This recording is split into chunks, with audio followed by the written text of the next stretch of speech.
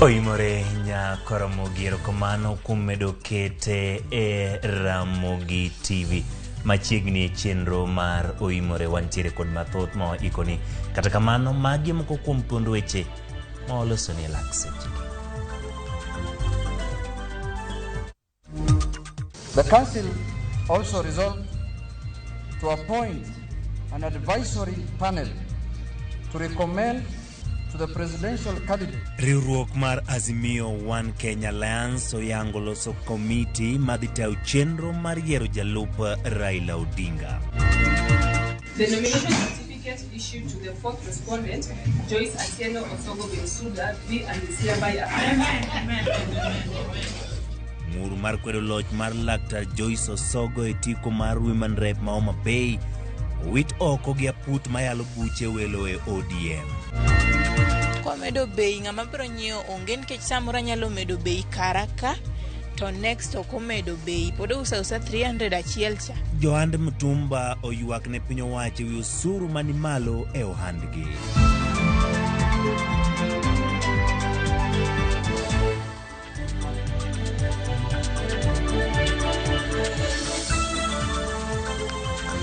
Machiegni nyako Ramogi jwang' par nyalo tudri kode namba mar 3 kata bende itudri kode okale Facebook page mar Ramogi TV to kod @Ramogi TV e Twitter. Nyinga Ochieng Emmanuel, jaloko marwa en Chris Ogembo.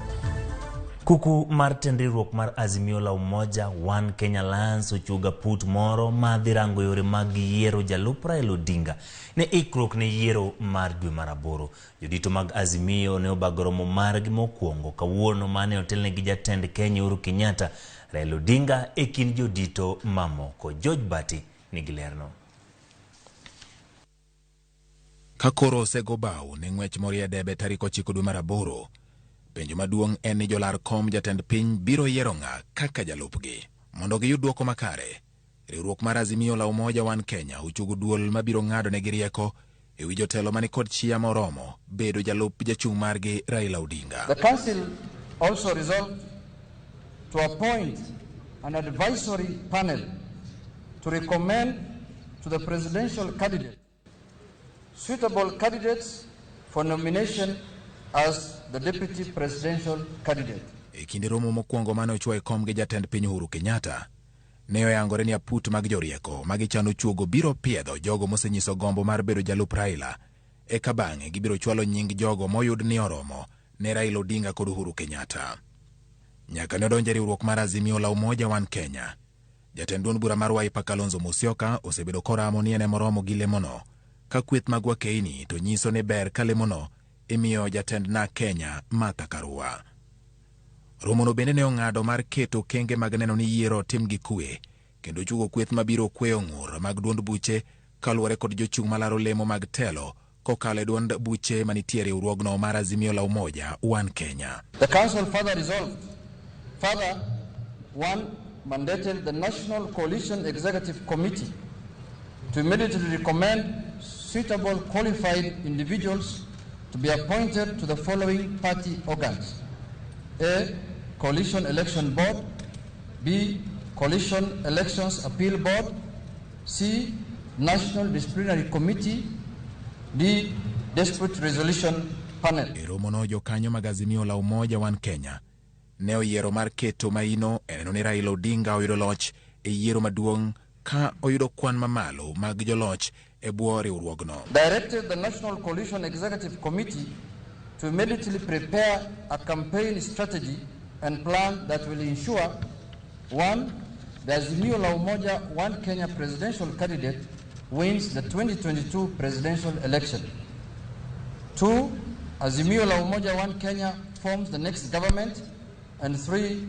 Azimio la Umoja One Kenya forms the majority in parliament and in all 47 county assemblies of our blessed republic. Kato bedo ni nitire moko kuom ng'ur kaluwore koda welo mag moko kuom duond buche manitiere riwruok mar Azimio la Umoja One Kenya Coalition Party. Duol mar riwruogno koro ruok gi dwar achiel mar neno ni gimiyo Raila Amolo Odinga loch yiero ma tarik 9 dwe mar aboro mar higani. George Bati, Ramogi TV, Nairobi. Achiedh nadi pod omako riwruoge mag siasa kod duond buche wi lemo mar jalup jochung' magi malaro lemo mag jatend piny Kenya. Riwruok mar Azimio la Umoja One Kenya en achiel kuom mago masani koro guonyo wiye mar ng'eyo ni to en jal mane manyalo kawo lemo mar jalup Raila Amolo Odinga. Kesechego bende ng'ur pod nitie wi thuolo mar duol ma IEBC wacho ni nyaka tieki e chenro mar walo jolup jolar kom jatend piny. Chris Owino kolono wachono. Achiel kuom wich bar maduong' ma jochung' malaro kom jatend piny Kenya e yiero ma tarik 9 dwe mar 8 higani nigo en welo mar jolupgi. Kata kamano, duol matayo yiero e pacho kae IEBC ne omedo gi wich bar machielo. IEBC e ote mare ne oyango ni jogo madhi laro kom maduong' e yiero mabiro nyaka wal jolupgi kochopo tarik 28 dwe mar 4 higani, gino mane onyuolo paro mathoth e kind josiasa kod jolony e weche mag chike. Duond bura mar Azimio la Umoja One Kenya kokalo kuom jachiw wach mare Ngire Makau Mutua ne ondiko ne IEBC tarik 19 dwe mar 3 ka kwedo wach makamano. E andiko makamano, tend Azimio ne oramo ni gin kod nyaka tarik 6 dwe mar 6 higani mar chwalo nying jalup Raila Odinga. Penjo maduong' en ni ng'ano mawacho adiere kind Azimio kod IEBC. Deadline ma tarik 28 mar keto running mates ber nikech okonyo IEBC mondo opang chenro mar yiero e yo makare. Yiero kaka jo piny ong'eyo en ni nitiere nyaka ballot papers ma nyaka kel. Ballot papers gi nyaka timne gi milon procurement, nyaka ng'iewgi. Sana make president and governor gi ni gin sensitive koro gin security features, nitie gik mang'eny mikete igi manyaka los chon. Koro en interest mar elections mondo otim e yo mokwe. Jatend duond bura mar Wiper Kalonzo Musyoka, jatend duond bura mar na Kenya Martha Karua kod jaod bura machon Magatanga Peter Kenneth osebedo ka igoyo negi debe e teno Raila e yiero mabiro. Kata kamano, piem mapek ni e kind Martha Karua kod Kalonzo Musyoka ka Kalonzo Musyoka kod kweth mare oramo ni en monego miye lemo makamano kuom chung' kod Raila e yiero ariyo mokalo. So how do you want my brother Raila to end up being president and is running e county ma Vihiga kamene gibago e twak achiel kachiel gi oganda jo county ma Vihiga mano pedho ayanga dwaro magi. Lidi Okeyo gi ler mathoth. Ne en romo mar goyo mbaka weche dongruok mano hotel ne kod jolony weche mag uchumi David Ndi kod Joseph Simeha. Romo mano okelo kanyakla kweth mar Kenya Kwanza kotel negi kod jalup jatend piny Kenya William Ruto mano oten kod jodito mag riwruogno Musalia Mudavadi kod Moses Wetangula. Jodak ma Vihiga no pedho dwaro mag ne jotendi ruogno pono ne gilo yiero mabiro ahinya to mago mag kelo dongruok kendo bero ngima oganda magwengego. We have a real challenge. Simple. It is high time in Vihiga we deserve to have a level 5 hospital. Sisi watu tunapenda kuku. Ingoho. If we can get factories that can be able to make feeds so that the farmers can get at a lower cost, we are going to produce enough chicken, and not only for our use. Tungependa pia tufanye biashara. Jotelogo no tiyo kod thuolo no mar kwojo Vihiga mondo miyo go ombulu ne jochung' duto ma Kenya Kwanza are MCAs nyaka jatend piny kaka yo mar chiwo mijing'o ne riwruogno kendo yiero jotelo man kod ajenda mar konyo jopiny. Lazima ujue unaenda kupiga kura kwa sababu gani. Siasa ni maslahi. I have participated in these campaigns.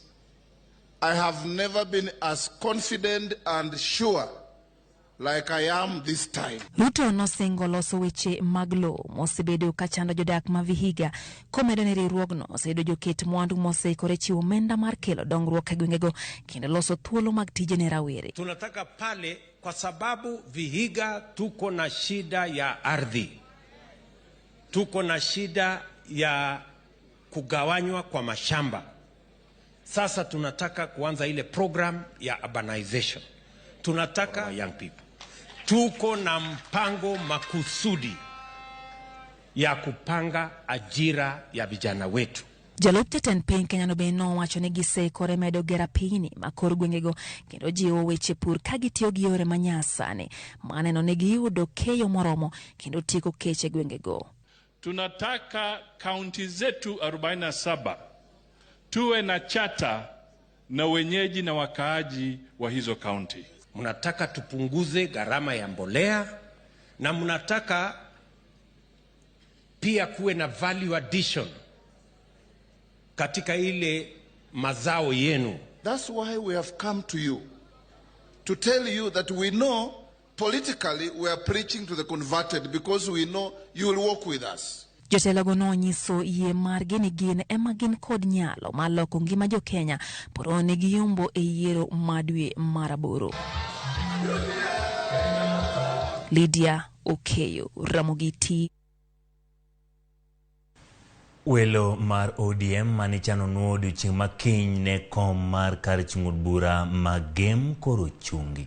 Duond bura mar ODM ochomi lome manyiso ni welo no manichano bagi kende kar chung'ud bura magem koro bitimore kiny kendo lendo ma odiochieng' biro bagi biro chiw bang'e. Kamotelo jod bura magem Elisha Odhiambo ne owuok mager kendo wacho ni en owuon okobiye doke welo kendo wira ni nyocho siombe ombulu kendo mocho yombo nyima put ma winjo ng'ur maduon buche manyo yango ni welo no mane nyocho timore ne otime maratiro. To e kaunti ma Nairobi jokanyo mag ODM koro timo igruk ne welo ma idhi bagi odiochieng' makiny. Ler mochiwo yor andika gi jakom bod matayo yiero mar ODM Catherine Muma oyango ni kiny no bagne welo no bagne lew mar kom mar kar chung'ud bura ma Westlands, Lang'ata kod Kibra to kanyakla kombe duto mag MCS e kaunti ma Nairobi. Kaunti ma Mombasa bende kiny no bed kod welo e lemo mar Women Rep.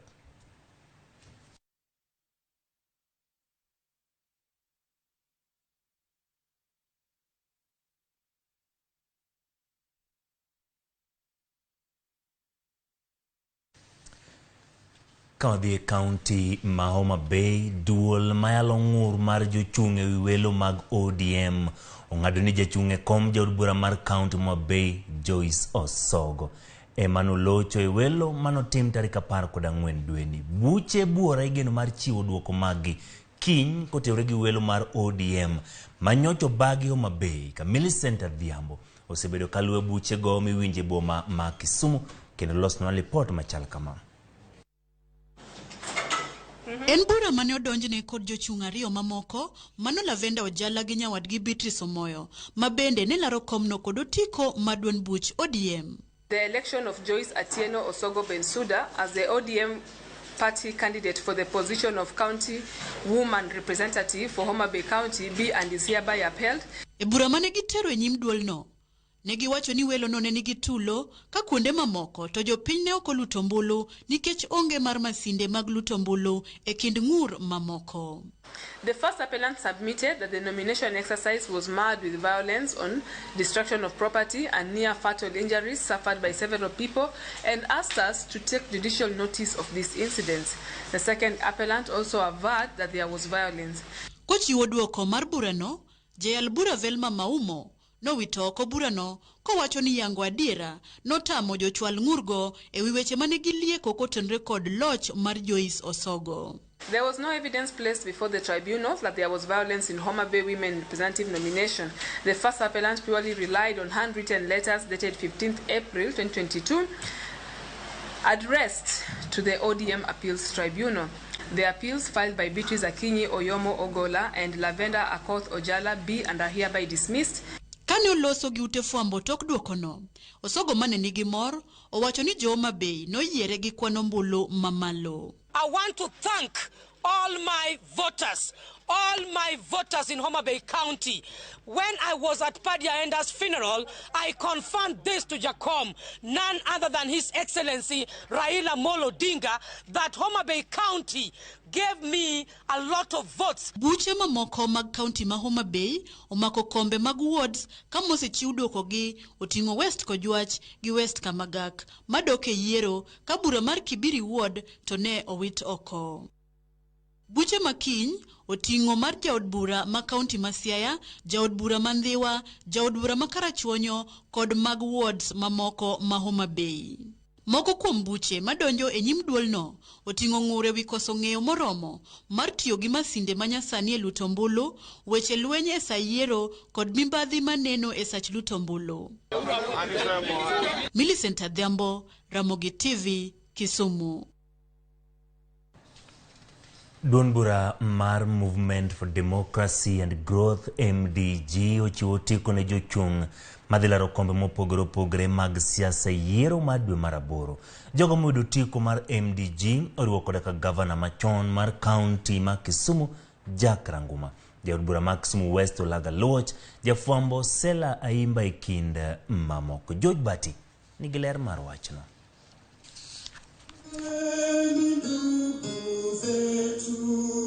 E log tich mar MDG Nairobi, ne en kinde mar chiwo tiko ne jochung' mochodore mar chope debe kendo piem gi duond buche mamoko tarik 9 dwe mar 8.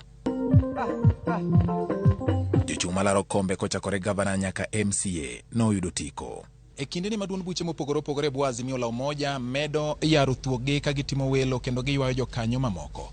Duond bura mar MDG walo jokanyo manyien ma koro miyo tiko mar dhi chung' e yiero ma tarik 9 dwe mar 8. Kochiwo tiko, jatend duond burano kendo jaod bura ma Ugenya David Ochieng okwedo paro mar goyo ombulu ne jochung' e duond bura achiel e Azimio la Umoja One Kenya. Kokoni duond buche duto ne kod thuolo marom. Azimio nigi chama 28. To chama go duto support Raila Amolo Odinga for presidency. Chama go nigi jomo chung' e kombe ma duto apart from presidency. Chama go jomo chung' e governor, senator, woman rep, MCA. Iko pondi the 6 fees mara to be 6 fees mara gono mara Azimio. Yiso ni anybody mani Azimio One Kenya qualify 6 fees magiwachano. Manen gavana mokwongo mar kaunti ma Kisumu Jack Nyanungo Ranguma bende ne omiyo tiko mar dhi piem gi gavana masani Anyang' Nyong'o kendo wacho ni sire lwedo gi jotelo ma yande ochung' kod keno bura. Abiro kenda ka nikech anemone ube na biro ka omo certificate to pod wan e group achiel. An lekwa eni wakel Kisumu manyien makare. An na wacho niya nyathiwa keno bura odonje ODM kanyo.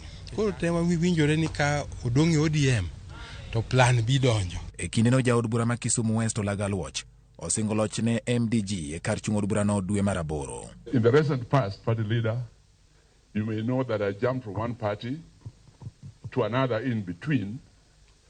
Then I realized that the party I jumped into was actually a trap. Then I jumped out of the trap again. And I feel proud to be an aspirant on MDG ticket.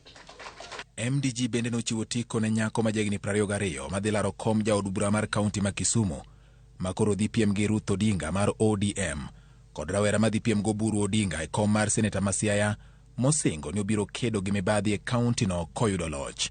Achung' nikech an nyako matin ma oseneno ni ok wadwa go koko kanyo, lakini wadwa chung' motegno mondo mi wambe wabed involved e gik machalo kaka politics, mondo mi kik wagoga koko, kik ti kodwa marach, lakini wakel solutions manyalo konyo jopiny. An gi kwano mabeyo be madwa konyo godo jo Kisumu County. Jo Siaya koyiera to nyaka gibed sure no onge kuo madhi timore Siaya.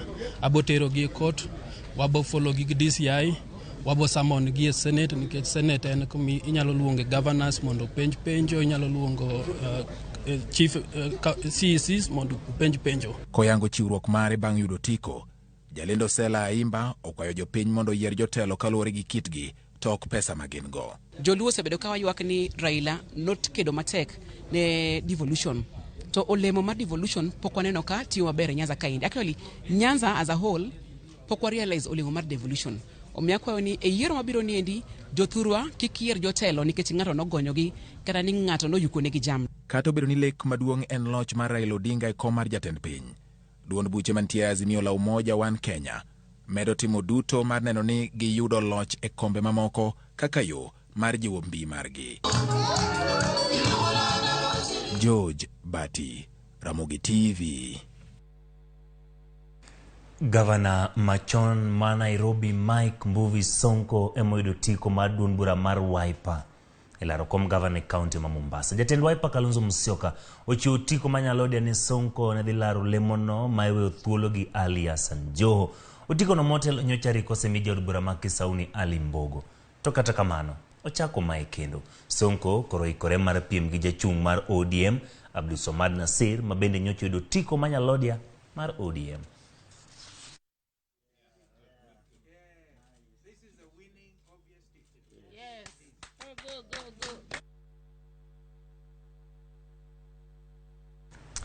Ni Koromoga Jwang' gi kanyo mabro kawe yueyo mokwongo e chenro mar Oimo. Ero kamano kuom medo keti Ramogi TV. Ndire jogo ma loso kodwa. Antiere ng'at mapakre kaendi ni Simple Lady Janet. Owacho neno Ramogi TV e yono ero makare. Ero kamano kuom kete Ramogi TV odhiambo makawuono. Bende antiere gi ng'at mong'ere kanyo kaka Finika Odwes. Owacho ni bende Ramogi TV chieng' weche manyien biro no kanyo e yo makare. Ero kamano kuom kete Ramogi TV gi lakseje gi raftaf japicha. Ero kamano kuom kete Ramogi TV. Inbe ng'isa ni weche manyien biro makare kendi yie kaka Azimio la Umoja chwalo chenro mag. Ero kamano kuom kete Ramogi TV. Edith Akinyi, Jenny Ambila to kod Wikis Kogelo. Ero kamano kuom kete Ramogi TV. Nyakoro Ramogi Jwang' kik dhi mabor. Pod wantiere gi mathoth ma ikoni e chenro mar Oimo.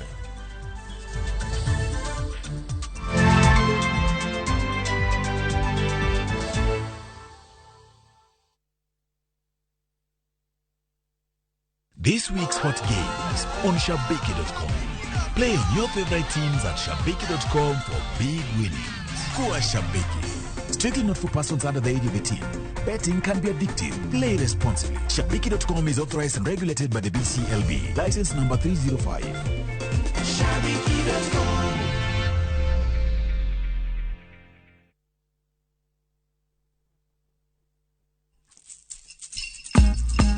Nyakwar Ramogi Jwang' beduluo mitni. Wanya wacho ni thot donga rom gi nera. En nyathi mando riwo jite kata mihia. Be ihere kendo inyalo wache maler kendo e yo makare kaka dwarore. Adwa mondo ang'e ni to filosofia mar joluo. Idwaro gimoro amora in gi wuoro gi gombo. To bende ing'eyo nond dhout luo kod sigand thuond luo. Joluo wacho ni gibed mayote ote. Yes. Tudri kod James Rabalakwase e Ramogi TV. Chieng' ngeso ka ngeso chakre saa 1:45 mamidhiambo.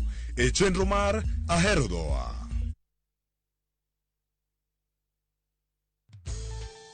Introducing ViewPay Cashless. Making and receiving payments has never been this easy.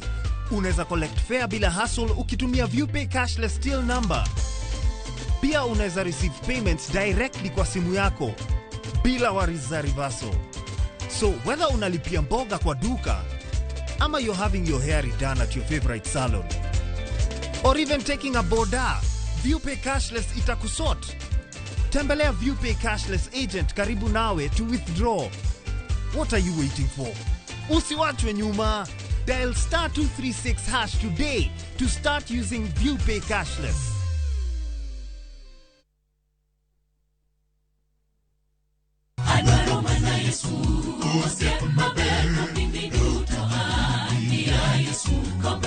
Chung kod wende mag pako Nyasaye, ngeso ka ngeso gokinyi, kod injili mapuonjo, gwedho, kendo loko ngima. Chik mana iti ne duondo polo. Koa kuom jotich Nyasaye mowal, makelo weche mag geno. Paka malik madongo waseneno ka jawaro chungo. E thuolo ma samoro ji oseparo ne ok nyalore. Ruoth Nyasacha e ruodha. E injili ngima, ngeso ka ngeso, saa 2 okinyi, e Ramogi TV.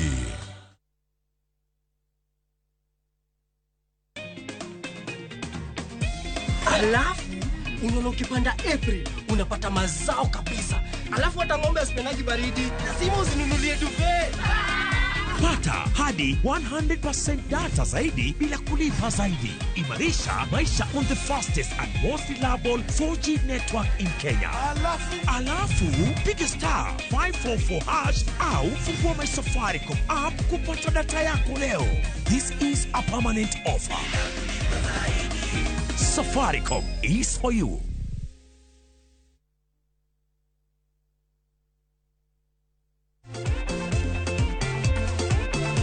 washabiki. Play now.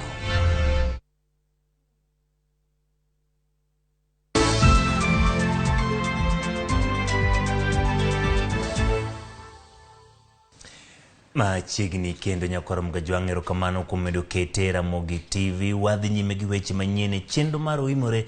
Spika mar od bura mar kaunti ma Nairobi Benson Mutura ochopo e nyim apisas mag okwach kich kamoda e dhoge kotenore gi wach mibadhi ma itudego. Kaka jafwambo marwa Walter Nyambaga lero, Mutura ne oda dhoge kuom thuolo ma ok tin ne seche 2.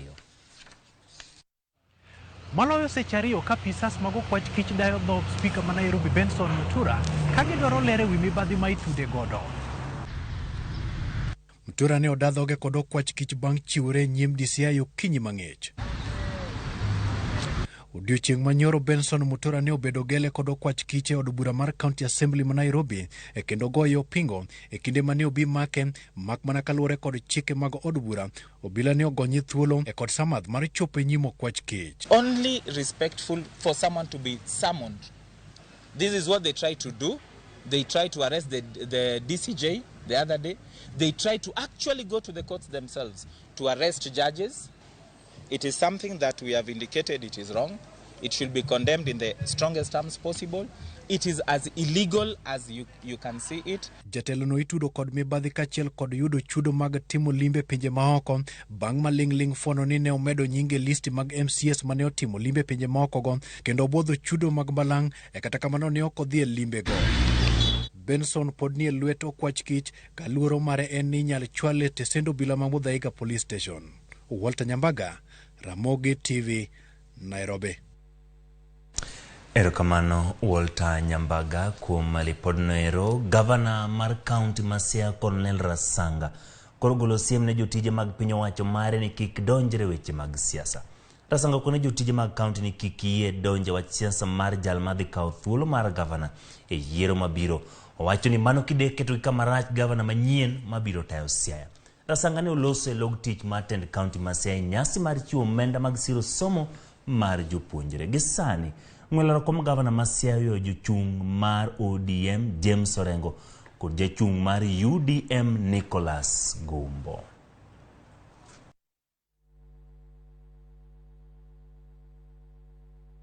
I have seen so many civil servants engaging in politics, and this is something that is outlawed. Some even go to the extent of climbing on tables to support their candidates.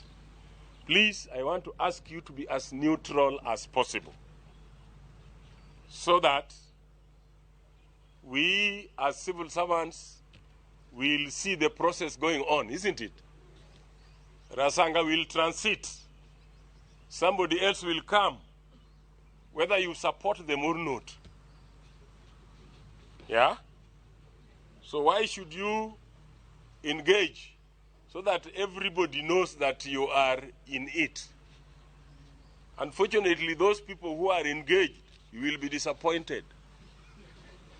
Because whoever will be coming in will not know you that you supported him, after all. And if your record has been bad, I will transfer that bad record to that person who is coming in. Achije adek ma itudo gi nek mar japuonjre mbalariany ma JKUAT ibiro medo geng'o negi kuom ndalo 14 ka chenro ma nonro dhi nyime. Ma en bang' jang'ad buche doho ma Thika Oscar Wanyanga ne yie gi kwayo mar jomin bura kod apisas matimo nonro mar miyo gi thuolo mar tieko nonro.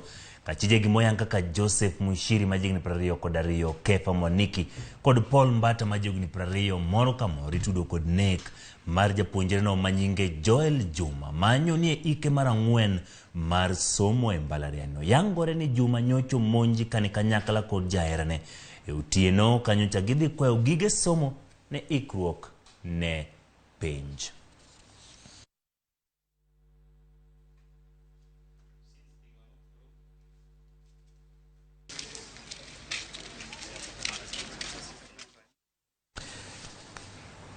Piny owacho e bwo migawo mar somo ijiwo mondo mi orang kaka onyalo rakore gi midhiero mag tuo mag paro masani chando jopuonj kaachiel kod jopuonjre mathoth e pacho ka. Ma en bang' yangore ni tuo mag paro majuko jopuonj kaachiel kod jopuonjre gin mana moko kuom gigo mano mono jopuonjre timo maber e penj mag klas 8 kod klas 12. Joja oko nigi ler mathoth kowuok Mombasa. Dang'ni mag paro e kind jopuonj kaachiel kod jopuonjre sikunde oyangore ni en mana achiel kuom gigo makidek miyo jopuonjre yudi duoko mapiny e penj magitimo. Ma ne oyangore e twak mane otelie kod Laktar Frank Njenga e romo mar jotend jopuonj mag sekondari madhi nyime Mombasa, ka bende piny owacho e bwo migawo mar somo okoni pok oketo mijing'o mowinjore e rakruok kod tuo mar paro e kind jopuonj. Tunaangazia sana mambo ya kuhusu watoto wetu na ni jambo la muhimu. Tunaangalia sana wazazi na ni wachache sana ambao wanaangazia mambo kuhusu yule mtu ambaye ni mwalimu. Kukiwa kuna mwalimu ambaye hali yake ya kiafya na kisaikolojia pia haiko timamu, ile kazi ambayo anafanya ni muhimu sana, haitafanyika kwenye mazingira ambayo anafaa. Wachirochruok mag arita e sikunde kaachiel kod duoko ma samoro ok ni kare kind jopuonje sikunde emomiyo tend riwruog jopuonjgo eko biro kod twak ma kamano. Tusaidie walimu waweze kuelewa mambo ya mental health. Tusaidie walimu wakuu vile mambo ya mental health yako namna gani, ndio tukirudi shuleni pia tuna ule uwezo wa kusaidia wanafunzi. Tuone kama tunaweza punguza visa vya utovu wa nidhamu. Pengine tunafikiria ni utovu wa nidhamu, lakini kuna mambo mengine ambayo hatujui, visa vya madawa ya kulevya ndani ya shule. Tuone kama tunaweza punguza. Moko kuom jogo manie sekta mar somo kata kamano koni dang'ne mag paro e kind jopuonj biro kaluwore gi ting' mapek masani gintiere godo. Kila mwalimu wakati wa kufanya mtihani angetaka shule yake ikue top, iwe kwa gazeti. Hii pia inaweka pressure kwa head teachers, kwa principals na inaweza pia kwa walimu. So kwa hivyo mwalimu tayari amekuwa supervised by mwanafunzi, amekuwa supervised by mzazi, amekuwa supervised by the ministry. TSC kwa hapo. Huyu mwalimu is under serious pressure. Syllabus hiyo chunga. Sisi tunawafikiria na nila jambo la muhimu kwa tunafikiria watoto na wazazi wao. Lakini yule mwalimu ambaye anaangazia hiyo kazi, yule mwalimu ambaye ni sharti aamke alfajiri na kalale baada ya kuchelewa sana, huyo nani nauliza, nani anamwangalia mambo ya mwalimu? Engeno mari riwruog jopuonj ni midhiero makamano ibiro rakruok godo mapiyo. Ndio kwa maana tumeshirikiana na Chiromo Group of Hospitals. Watatusaidia kufanya trainings, watatusaidia kufanya workshops, na vile vile kuna program ambao wana run katika college yao ambao ni university yao, kusaidia walimu kuregister ili waweze kujifunza mambo. Kuna masuala mengi, ikiwa ni madawa ya kulevya, ikiwa ni anxiety wakikaribia mtihani, ni njia gani wanaweza tumia ili wawe wametulia na tusiwe tunaona visa kama hivi. George Aoko, Ramogi TV, Mombasa. Migawo mar thieth koro dhi nyime gi loso chenro mag yango kaka yedhe mag komo nyuol inyalo chiw ne rowere nyato ma hikgi ni piny ne 18. Jokanyo jiwo puonj makare ne rowere mana ni ok giketo ngimagi kama rach e kinde ma gitiyo kod yedhego. Simfros Okinda nigi ler mathoth. Romo mane okelo kaachiel jokanyo e migawo mar thieth ne rango kaka jopiny osebedo katiyo kod yedhe mag komo nyuol e higa mokalo, kaachiel kod okenge ma osekaw e chiwo thieth motenore kod nyuol. Laktar Peter Gishangi mane ochung'ne nonrono owacho ni mana kwan matin mar rowere ema tiyo kod yedhe mag komo nyuol. 15 to 19 years were sexually experienced or sexually active, and of those we note that 56% were equally willing to have the first sexual activity. But a more important finding for us is to note that 64% of those first sexual encounters, there was consideration to use a family planning method to prevent a pregnancy. So it means that that information is already known at that time point. During the first sexual encounter, would you have waited longer or was it the right time? And we find that nearly 70% of the 15 to 19-year-old who are sexually experienced indeed would have preferred to wait a little longer. Achiedh nade pod nitie wi chike mag weyo thuolo ne rowere manie kind higni 15 kod 18 mondo ti kod yedhe mag komo nyuol ka koro thoth jokanyo penjore yo makare mar timo kamano. Now, service to say that it is not in the interest of promoting the right of a child for this child to be engaged in sexual activity before they have the competency to be able to carry out that act. And because sex has consequences, among the consequences we see is number 1, pregnancy that we are talking about. Kaluwore kod nonro no, rowere 2 kuom 5 osechako time mag bedo achiel ka thoth gi timo kamano mana mar dwaro manyo ng'eyo. 16-year-old, you make decisions about others and about yourself. So those are the guidance they're going to be working on to see that if somebody is a mature minor, by the fact that you have become a parent, by the fact that you are now responsibility of decision making, how do you deal with you? Okay, because then in that case, it is not a question of your parents. It's a question of, whom you're living with. But I think the question of rehabilitation, the question of can we have our adolescents stay longer before they engage sexually, I think this is a good opportunity to do that. But the conversation must be very candid. Chutho wakeni mapacho ka orwako tiyo kod yedhe mag komo nyuol ka thoth gi tiyo kod yedhe michuoyo e del kata implants kod mago mag sindan. Pod nitiere thuolo madhi nyime kod tiego mine e wi komo nyuol nikech kaluwore kod ripodni mine 4 kuom 10 pod nyuolo nyithindo ma ogichano. Simfros Okinda, Ramogi TV. Erokamano Simfros kuom lipod noero ma iyawo wang'. Ka wadhi nyime, mohingo jotije 400 mane tiyo e lensi machon e kaunti ma Homa Bay bandho omenda gi mag aheri kod osara maromo shillings $66.4 ma pok ne ochulgi kod piny owacho. Jotijego mane otiyo e lensi mane okethi bang' biro ma piny owacho ma kor gwenge ywak ni gisebedo ka gibandho piny owacho ma Homa Bay kuom higni madhi 10 to pok ochulgi ka kokalo kuom riwruok margi mong'ere ni Homa Bay County Retirees Group. Giwacho ni gikale ngima matek. Nyaka sani koro king'iyo mos 10 years down the line e kinde no nan secretary mar Unio to nandiko barua ne county government ma onge action magisekawo nyaka sani. Koro wan gi nyithindo mok nyadhi sikul, wan gi mondo liete kaka neno man ng'eya ka manyithigi olewo mok nyadhi sikul to pesa watu siko ka mani transition authority no forward ne Homa Bay county government nyaka sani pok gichulowa. Koro pesa owuon mane owinjo chul jok mane pesa gi moko nolewo e county council to gitamore chulo nyaka sani. Koro akwayo the governor Cyprian Awiti jo wan kod jotich machon to gi jotich mapod tiyo nigi gowi nigi pesa kanyo ochul pesa kapok odhi dala. Ber ka ng'ato dhi dala kolos nyingi kik idhi gi pesa gi kapok ichulo. Pok wayudo kony moro amora kowuok e gine county council to nwawinjo ni pesa nosekel. Koro wan wakwayo nikech akwamo gi nyithinde wang' dhoot kaka tim onge kaka dag onge athagra malich to pesa nitiere kaka nyalo timo onge. Akwayo jatendwa ma Cyprian Awiti okonywa mondo wayud pesa go wane kaka wanyalo konyre kaka thiro nyalo dhi e skul.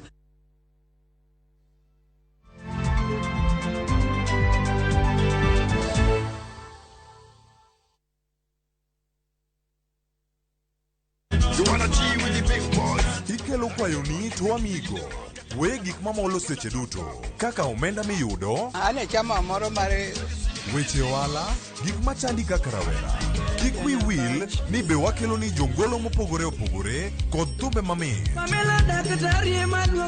Miela Tenga riuri gi Lind Ramogi Nyakach Stella Brenda Nyaruchieng kod DJ Kolokol Instrumental mana e mbak ndalo wuok tich nyaka tich abich saboro odiochieng'.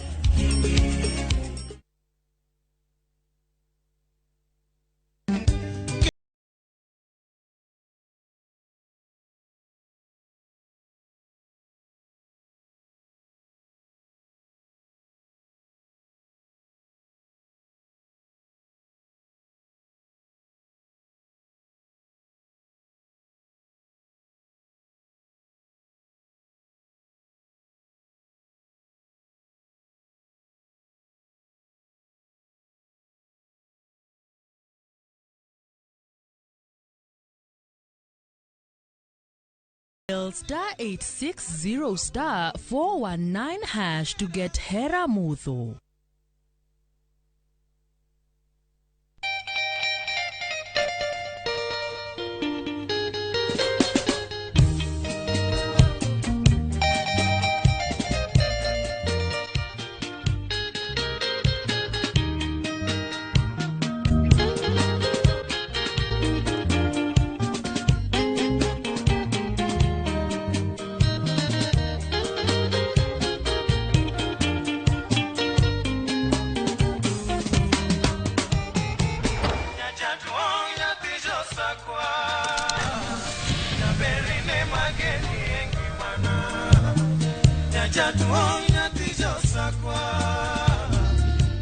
Radio Ramogi, Cartoon Jaluo.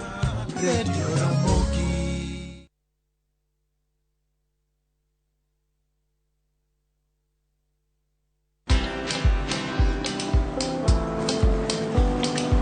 Niaje?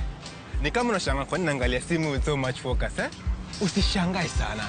Nimekuwa ndani ya story kabisa. Ni kama ile hali ya juzi. Ni kama nilikuwa hapo iki happen.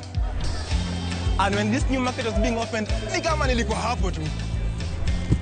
Hata vile local tourists for a special rate at the coast, I was there. And when this new road was being commissioned, I was right there. Na hata wewe, unaweza kuwa ndani ya story wherever you are. Just download Citizen Digital. Stay informed on all the news and events as they happen across the country, the continent, and the world at large. Download Citizen Digital, Kenya's #1 news app.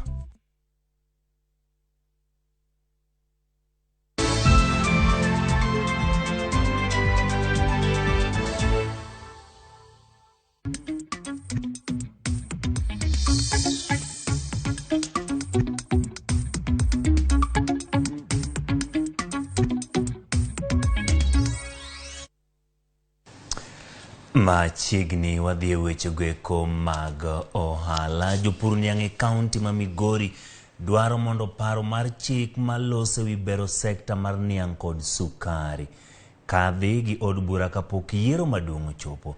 Jopur niang' wacho ni giserito kod lala mondo paro mar chik ni okal. Kata kamano mae pod otamore ka jagoro mar riwruok mar jopur niang' e Kenya mangima bwo riwruok mar Kenya Federation of Sugarcane Farmers Ezra Okoth wacho ni rem mar kalo pend chikno motisi ni sugar bill higa mag 2019 osethiro lokruok ma bende gisebedo ka gigombe sekta ni maniang'. Gikoyo senators ma pacho ka mondo jokaw thuolo margi mane ni dwach jopur ochopo kare kapok yiero maduong' oromo. Sugar regulation ma chik marito niang' waserite higni makoro ok wawach ni tin ni 10 to kothe duto me Kenya ka nigi chik maritogi. Obed kahawa, obed mira, obed oduma, obed chai, coffee, nigi chike. Niang' kae maonge chik manyalo rito niang' miyo factory tiyo kaka gineno, jopur tiyo kaka gineno, mabe miyo crisis ng'enye niang' ka. Kap nyocha ne wabunge wagone gero kama nosekaw gini motere Senate. Senate, Excellence Uhuru Kenyatta dhi yweyo, kendo osetiyo. Tawadwan senators manitie maduogo dala ka mondo wagone gi kura, wayie wadhi go kura. But wayud ni Sugar Act 2019 okadhi tok budget ni, bende mana juma ni.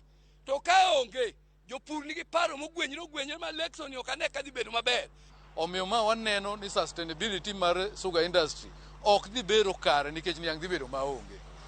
Omiyo wan kwayo kaka jopur ni senators te manyocha noyier e bwo Senate madhi nyime sane ne gitim matek kendo gikadhno Sugar Bill 2019 kapok giloro Senate. Johala mag lewni moserwaki kata mitumba koro kwayo piny owacho mondo migi fungruok e usuru ma gichulo ka gikelo mwandugo e pacho ka kaluwore kod pek ma osebedo e yudo mwanduno kawuok e pinje maoko. Mana kaka Edwin Okoth leronwa, johand mitumba koro wacho ni medruok e nengo mag wuoth e higa achiel mosekalo koro sani osemedo gi lal manyalo miyo ni gilwar kendo ji mang'eny nyalo lalo tijegi. Ohala mar mitumba siro yuto mar oganda ma kwan gi romo $2 million kaluwore kod nonro mane ogol kod riwruok jous mwandugo. To kata kamano, nengo mar kelo mwanduno kawuok e pinje maoko osemedore kaluwore kod medruok mar nengo wuoth, kama koro ywak nitie ni ka piny owacho kogolo fuong'ruok e yor osuru to nengo mag lewnigo bende nyalo idho. Right now we are paying duty of about 2 million Kenya shillings, ushuru, port charges na kila kitu. Without 2 million shillings huwezi toa container yako Mombasa. So ni ombi letu kama wafanya biashara, serikali yetu iangalie, ione vile inaweza tusaidia kama watu wa mitumba. Kama tutapunguziwa bei ya ushuru na serikali, ni kumaanisha hiyo bei ambayo imeongezeka bado inashukishwa chini kwa mnunuzi wa kawaida. Yani hii bei inasukumwa mpaka kwa the end user. Vitu zinaenda zikipanda panda. Nonro bende yango ni atamalo 85 mar oganda e piny Kenya nyiewo lewni mag mitumba ma nengogi tin ne Sh1,000.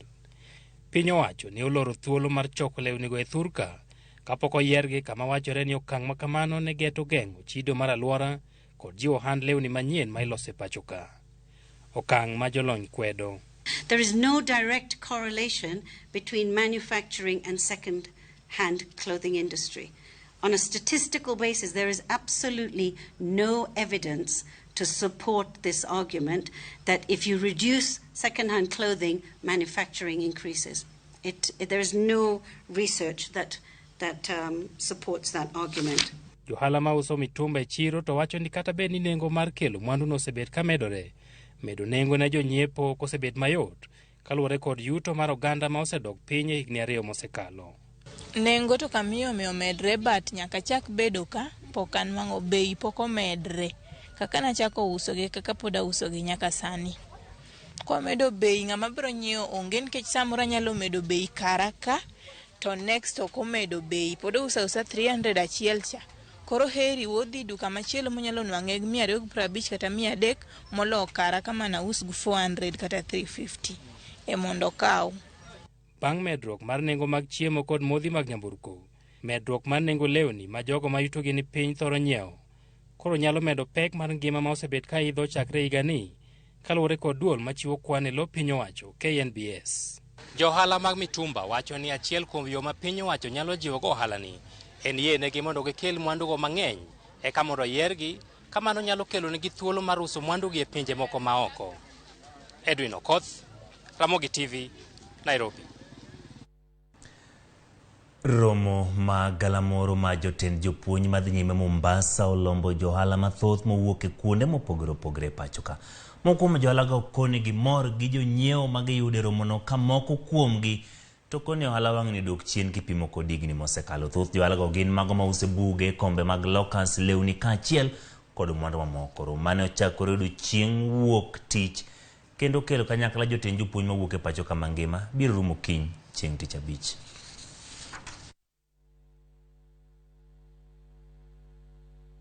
Anyalo rango higni mosekalo, my major raw material en chuma, tiyudo ka sani bech chuma oidho sana. Gin cosmetics mawuok e pinje mag Sweden. Most importantly, we make new connections kendo wakao more contacts that we will supply later even after this event.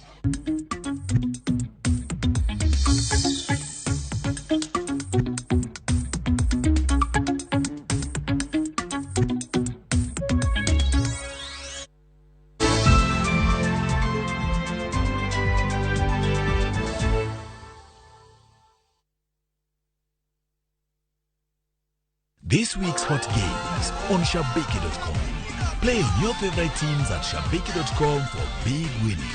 Kuwa Shabiki. Strictly not for persons under the age of 18.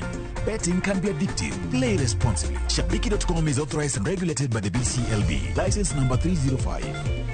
Shabiki.com.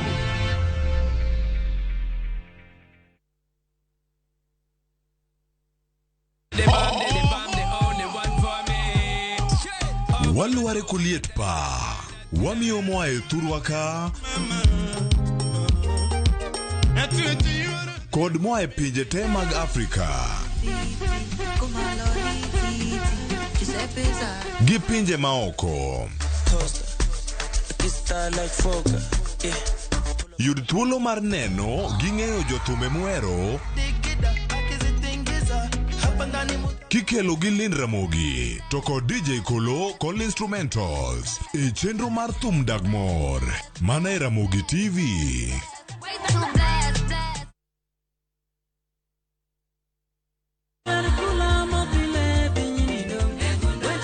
En injili mar mo, en injili man gi ko, en injili maler maber. Bed gi yie maonge luoro, bed gadiera maonge to. Mano en chir. Kendo ma ok we ng'ato nono. Injili makelo lokruok makare. Tudri kod Roda Nyarko Kitmo, Jilo Jamwaka, kod Ken the DJ. Yae, Injili nyale. Jumapil ka Jumapil, chakre sa 12 mar okinyi. E chenro mar Injili kalo e Ramogi TV.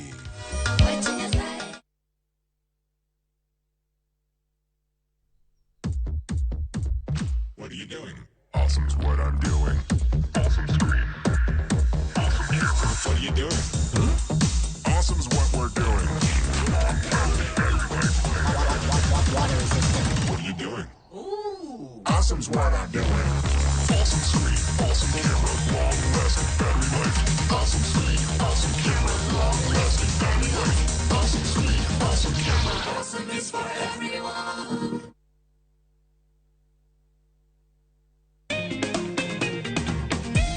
Alafu unaona ukipanda April unapata mazao kabisa. Alafu hata ng'ombe asipendagi baridi, lazima usinunulie duvet. Pata hadi 100% data zaidi bila kulipa zaidi. Imarisha maisha on the fastest and most reliable 4G network in Kenya. Alafu piga star 544# au fungua my Safaricom app kupata data yako leo. This is a permanent offer. Safaricom is for you.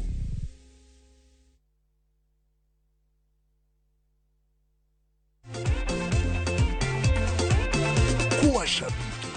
Play now.